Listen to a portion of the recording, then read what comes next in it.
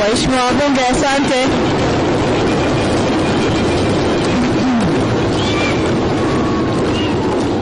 Waheshimiwa wabunge, asanteni sana.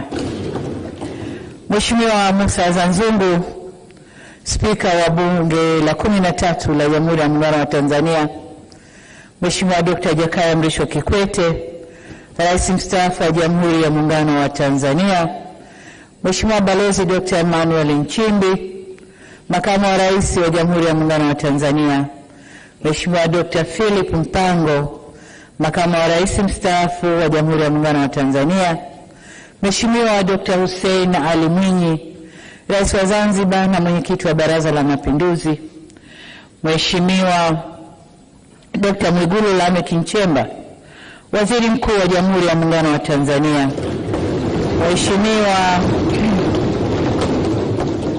John Samuel Malechela, Waziri Mkuu na Makamu wa Kwanza wa Rais mstaafu, Mheshimiwa Frederick Sumaye, Waziri Mkuu mstaafu, Mheshimiwa Mizengo Pinda, Waziri Mkuu mstaafu, Mheshimiwa Kassim Majaliwa, Waziri Mkuu mstaafu, Mheshimiwa Suleiman Abdallah, Makamu wa Pili wa Rais wa Zanzibar, Mheshimiwa Anna Makinda, Mheshimiwa Spika mstaafu wa Bunge la Jamhuri ya Muungano wa Tanzania, Mheshimiwa Tulia Ackson, Spika mstaafu wa Bunge la 12 la Jamhuri ya Muungano wa Tanzania,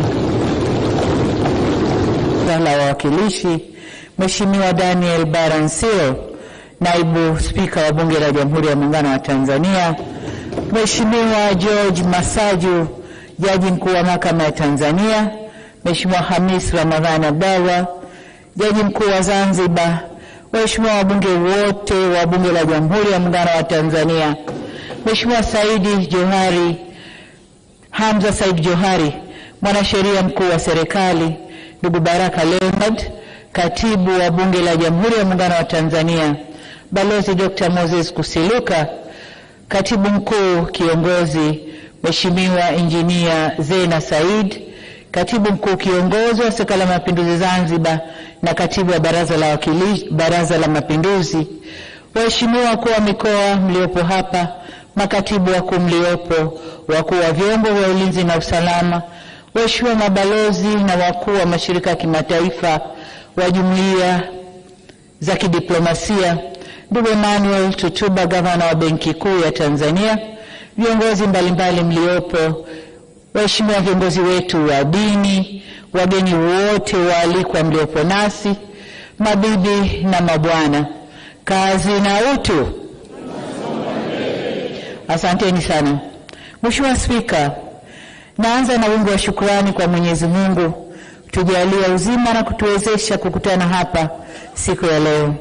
Kwa mujibu wa ibara ya 91 ibara ndogo ya kwanza ya Katiba ya Jamhuri ya Muungano wa Tanzania, Rais wa Jamhuri ya Muungano wa Tanzania ana dhima ya kulifungua rasmi Bunge la Jamhuri ya Muungano wa Tanzania. Ni kwa msingi huo leo nipo hapa kulitumia Bunge ili kutimiza matakwa ya ibara hiyo. Kabla ya kufanya hivyo, nianze na jambo la huzuni lililotokea hapa nchini, na naomba waheshimiwa wote wabunge na waalikwa tusimame kwa dakika moja ili kuombea wenzetu.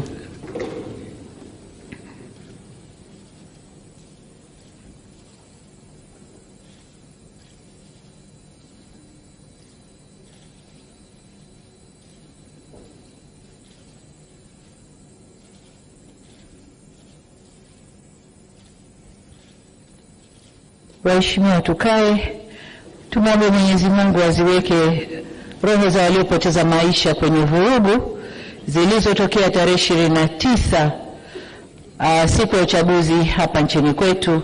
Mungu awape malazi mema ya amani. Amen. Mimi binafsi, waheshimiwa wabunge, nimehuzunishwa sana na tukio lile.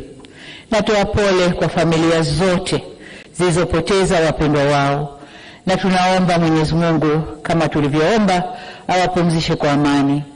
Aidha, kwa majeruhi tunawaombea wapone kwa haraka, na kwa wale waliopoteza mali zao tunawaomba wawe na stahamala na uvumilivu. Serikali imechukua hatua ya kuunda tume ya kuchunguza yaliyotokea, yani inquiry commission, ili tujue kiini cha tatizo. Taarifa hiyo itatuongoza kujielekeza kwenye mazungumzo ya kuleta maelewano na amani.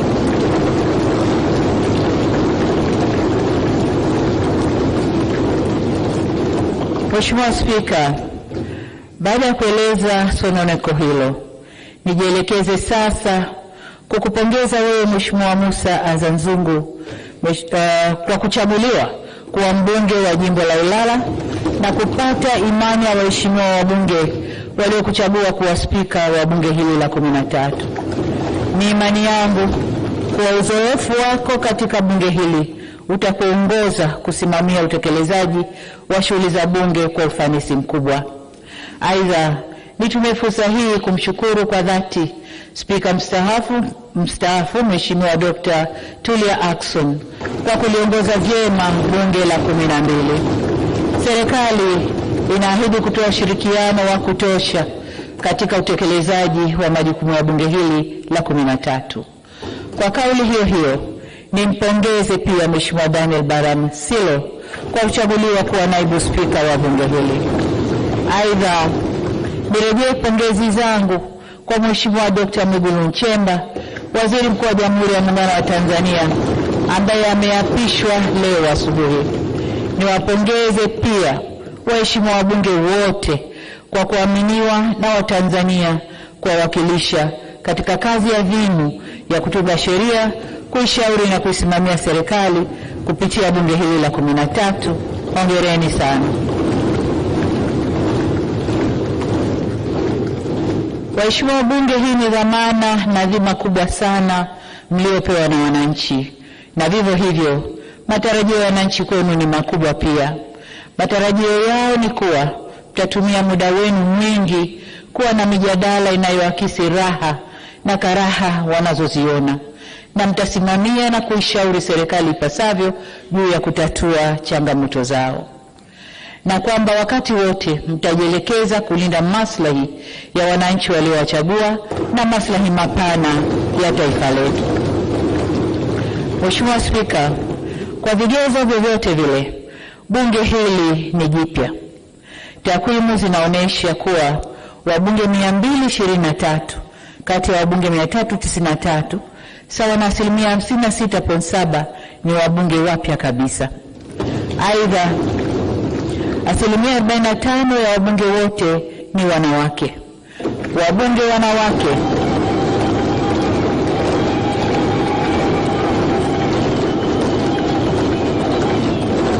asante. Hongereni sana wabunge wanawake. Mheshimiwa Spika, tunasogelea 50%. Tuko 40 point. Wabunge wanawake waliogombea majimboni safari hii ni 36, ikilinganishwa na wabunge 21 katika bunge lililopita. Takwimu hizi zinatueleza kuwa uchaguzi mkuu umeleta mabadiliko makubwa kwa kuongezeka kwa idadi ya wabunge wanawake walioshinda kupitia majimbo na kuongeza idadi ya wabunge wanawake wa viti maalum. Mheshimiwa Spika, uchaguzi mkuu wa kuchagua rais wa Jamhuri ya Muungano wa Tanzania, rais wa Zanzibar na mwenyekiti wa Baraza la Mapinduzi, wabunge, wajumbe wa Baraza la Wawakilishi na madiwani ulifanyika tarehe 29 Oktoba mwaka huu nchini kote. Watanzania kwa mamilioni walijitokeza kupiga kura na kuchagua viongozi waliowataka. Kazi iliyo mbele yetu sasa ni kujenga mshikamano na umoja wa kitaifa, ili sote kwa pamoja tuijenge, tuitunze na tuilinde nchi yetu na kuzidi kunyanyua hadhi ya taifa letu.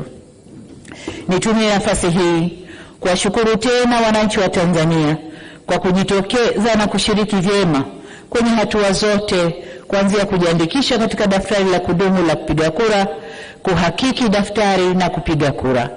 Kwa mara nyingine tena, wananchi wamethibitisha kuwa kushiriki uchaguzi ndio njia ya uhakika na ya salama ya kubadilisha viongozi wasioridhika nao au wasioridhika na huduma zao. Njia nyingine zozote Njia nyingine zozote hazina kheri wala salama ndani yake. Niendelee kuipongeza Tume Huru ya Taifa ya Uchaguzi kwa kuendesha vyema uchaguzi huu, mchaguzi mkuu wa kwanza tangu kuundwa upya kwa tume hiyo. Safari hii wakurugenzi wa halmashauri hawakusimamia uchaguzi, wala hakuna mgombea aliyepita bila kupingwa. Sisi tuliogombea na vyama vyetu hatukukosa viwanja vya kufanyia mikutano yetu. Kwa ujumla kampeni zilikwenda vyema. Aidha, utaratibu uliofanyika wa kuongeza vituo vya kupigia kura ulisaidia sana kuondoa msongamano katika vituo hivyo. Kwa hakika upigaji wa kura ulirahisishwa sana na haukuchukua muda mwingi wa wananchi kama ilivyozoeleka. Jambo hili limewafanya baadhi ya waangalizi wa uchaguzi kudhani kwamba wananchi hawakujitokeza kupiga kura. Mheshimiwa Spika, pamoja na kuwa uchaguzi ulifanyika, kulitokeza vurugu za uvunjifu wa amani ambao ulisababisha uharibifu wa mali, kupoteza maisha na kuhatarisha usalama wa nchi. Tunapoenda mbele, ni wasihi sana wa Tanzania tuongozwe na dhamira ya maelewano, ushirikishwaji, kujirekebisha na umoja. Kwa wanangu vijana wa taifa hili la Tanzania, niseme kuwa nchi hii imejengwa kwenye misingi ya amani na utulivu wa kisiasa. Sisi wazazi wenu tungeshawishika kufanya mlioyafanya wakati huu, nchi hii isingekuwa na neema na maendeleo mnayoyaona leo.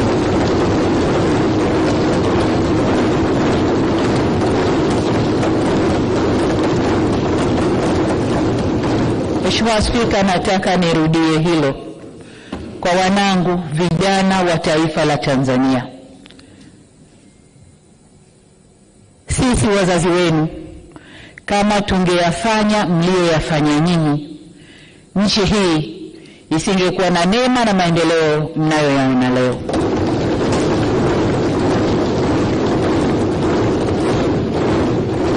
Hivyo ni wasihi sana wanangu vijana wa Tanzania, nchi hii ni yenu. Kwa shida zozote zile zinazowakabili, msikubali hata siku moja kushawishiwa kuichoma nchi yenu wenyewe.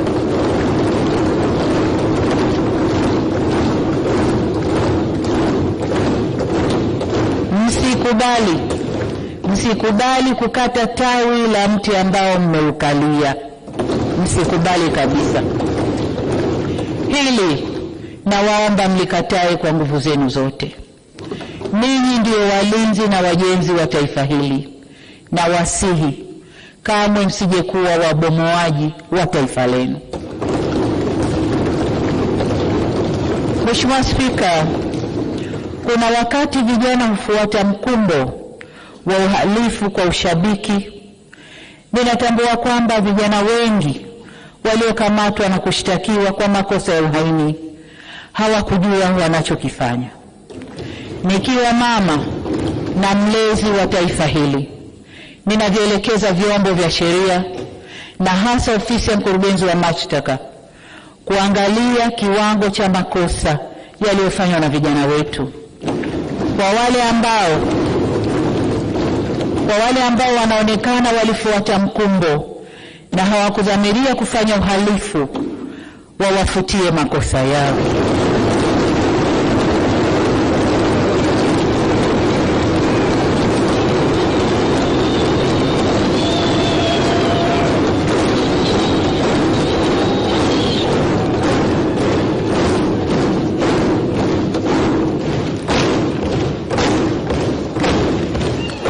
Asante Mheshimiwa wabunge, nashukuru. Waheshimiwa wabunge, ukiangalia klipu zile za maandamano, unaona kabisa kuna vijana ambao waliingia kwa kufuata mkumbo. Wanaimba kwa kufuata ushabiki. Hawakuwa wanajua wanalolifanya. Kwa hiyo kama mlezi, kama mama, ndio maana naelekeza vyombo vya ulinzi na usalama, hasa ofisi ya DPP, kuchuja viwango vya makosa, na kwa wale waliofuata mkumbo basi waseme nao kisha wawaachie waende kwa wazazi wao. Natoa msamaha huo kwa sababu hata maneno ya Mwenyezi Mungu katika kitabu cha Luka sura 23 mstari wa 34 yanasema, na hapa nanukuu, Yesu akasema, Baba uwasamehe kwa kuwa hawajui watendalo.